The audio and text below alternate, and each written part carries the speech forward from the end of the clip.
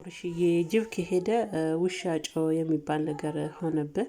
መጀመሪያም ከሩታ ጋር አለው እስከ መጋባት በፊት አብርሽ ማለት ነው በጣም ትልቅ ጥፋት ያጠፋውና ለአንተና ለሩታ እንደዚህ አይነት ነገር ውስጥ እንድትገቡ ያደረገው አንተ ትንሽ ከሩታ ትሻል ነበር በሁሉም ነገር እና ነገሮችን ማስተካከል በምትችልበት ሰዓት አንተ ምልስ ገባህና ማይሆን ነገር ፍቅርን ማግኘት ችግር የለውም። ፍቅርን ስላገኛል ሌላ ነገር ተፈጠረ ማለት ባይሆንም ለሴት ልጅ ግን ይከብዳል። የመጀመሪያ ፍቅረኛን ስታገኝ እሷ ጋር የሚሰማ ስሜት አለ፣ እሷ ጋር የሚያድረው ስሜት አለ እና ያም በጣም የረበሻት ይመስላል ሩታን ማለት ነው ከምንም በላይ እና ያው አጠፋክ አብርሽ አጠፋክ። አሁን የድሮ ሩታ አይደለችም። አሁን ወደ ቤት ተመለሽም እወድሻለሁ ላንቺም ቦታ አለኝ ላንቺም እንዲያለኝ ብትን አሁን እቺ ልጅ ላትመለስ ልቧ በቃ ሸፍቷል ማለት ነው። ምክንያቱም ምናልባት ያው አንተም እንዳልከው ምናልባት እኔን እየፈተነችኝ ወይም ደግሞ እኔን የሆነ እንትን እያለችኝ ይሆናል ብዬ አሰብኩኝ። በትናንትናው ቪዲዮ ግን ሩታ ሌላ ነገር ውስጥ ነው ያለችው። ስለዛ አንቺ ሴት ልጅ ነሽ፣ ምንም ቢሆን ትጎጃለሽ፣ ወደ ቤትሽ ተመለሽ፣ ቤትም አላደርሽም አልካት። ይህ ሁሉ ሩታ እንድትሆን ያደረግካት አብርሽ አንተ ነህ። ሲቀጥል ያው እነ ሜሪም ህይወታችሁን በጥብጠዋል። ቢሆንም ግን ከነ ሜሪም ከሁሉም አሁን ካሉ ወከባዎች በጣም አንተ በሳልና አስተዋይ ሰው ነበርክ። እንዴት ማስተዋል እንዳቃታ አላቅምና ሩታን ወደ ቤት እንደመመለስ ያው አንተም ከሩታ ጋር ከነሱ ጋር እልህ ውስጥ ነበር የገባው። ግን ለራስህ ጊዜ ሰጥተህ ራስን አዳምጠ ጥፋትህን ደግሞ ማመን አለብህ አብርሽዬ።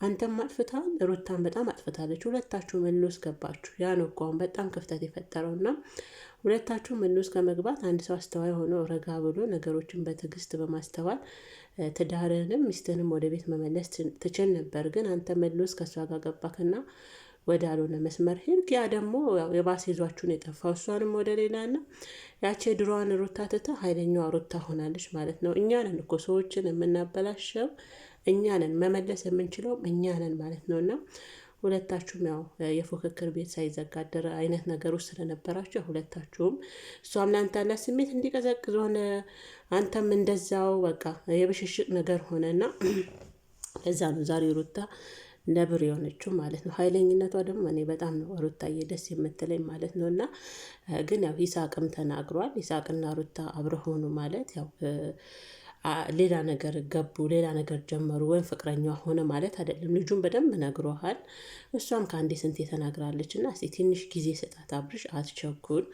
መረጋጋትም ጥሩ ነው። ረጋ ያለ ነገር ጥሩ ነው። መጨረሻ ያምራልና ተረጋግተ በትዕግስት አንተም አሁንም ሌላ ጥፋት ውስጥ እንዳትገባ ተረጋጋ እስቲ። ምናልባት እሷ አሁን ሌላ ዓለም ውስጥ ናት። ስለዛ ተረጋ ብለህ ሁኔታዋን በመከታተል ብትጠብቃት ሩታ ወደ ቤቷ ትመለሳለች። ትወዳለች እኮ ያው ነገራቶች ሁለታችሁ ጋር ክፍተት ፈጥረው የሁለታችሁ ስሜት የቀዘቀዘ እንዲመስል አድርገዋል። ሩታ ጋር የሚታየው አንተ ጋር የሚታየው ማለት ነው። እና ያው እኔም ለእሷ ዋጋ ከፍያለሁ፣ እሷም ለእኔ ዋጋ ከፍላለች፣ ብዙ ፈተና አይተናል ብላለች። ያው በትክክል እኛም ያየነው ነገር ማይደበቅ ሚዲያው የሚያየው ነገር ነው። ግን ያው በከፈላችሁት የፍቅር ዋጋ ያህል ያው ሩታ ብዙ ጊዜ ብዙ ትታገስ ነበር። ዛሬ ላይ ግን ያው ሴት ልጅ ደግሞ በተፈጥሯ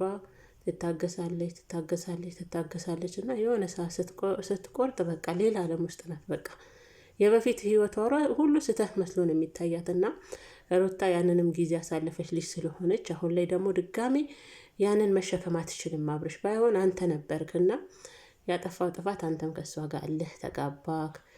ብዙ ነገራቶችን እኛም እያየን አደረክና እነዛ ነገር እሷ ጋርም ህመም በቃ የሆነ እንትን ማይል ህመም ፈጥሮባታል።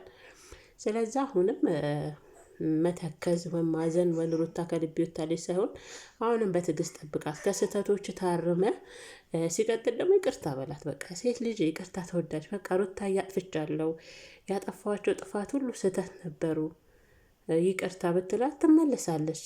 ይቅርታ ማሸንፈው ነገር የለም። ምን ችግር አለ? ትልቅነትህን ነው የሚያሳየው። ለሚስት ያለን ክብር፣ ለሚስት ያለን ቦታ ነው የሚያሳየው እንጂ መሸነፍ አይደለም። ያው እኛ ሰዎች ይቅርታ ስንጠይቅ የተሸነፍን ይመስለናል አይደል? ማሸነፍ ነው። ስለዛ ሩታን ይቅርታ በቃ ስታገኛትም አዎ ትክክል ነበርሽ፣ የሰራኋቸው ስራ ትክክል አልነበሩም፣ የሄድኩባቸው መስመሮች የእልህ ትክክል አልነበሩም፣ አጥፍቻለሁ ሩታ።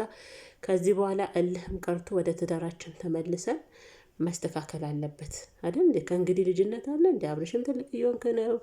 ሩታም ከዚህ በኋላ የኑሮም የትዳሩም ጣዕምና እየገባት የምትሄድበት ሰዓት ላይ ነው ያለችው። ምንም አፍላ ሰዓት ብትሆንና እንደዚህ አድርገህ ብታስተካክል ሩታ ትመልሳለች። ሩታ ባንተ አትጨክንም። ያ ሁሉ የከፈለችለትን መስዋዕት እንዲህ በቀላሉ አበትንም ብዬ ነው እንደራሴ ማስበው።